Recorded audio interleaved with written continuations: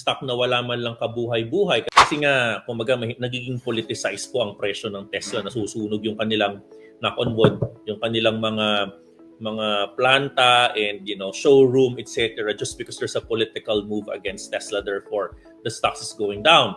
Having a company backed by Bitcoin.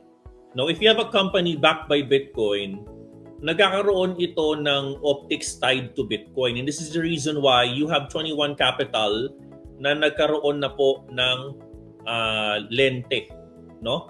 So sabi ng mga analysts, playbook right now. Actually, when I was in Shanghai, a couple of advisors approached me. Sabi niya, Coach, meron ka bang kilalang mga tech companies dyan sa Philippine stock na wala man lang kabuhay-buhay, katulad ng Surpass, yung X? Diba?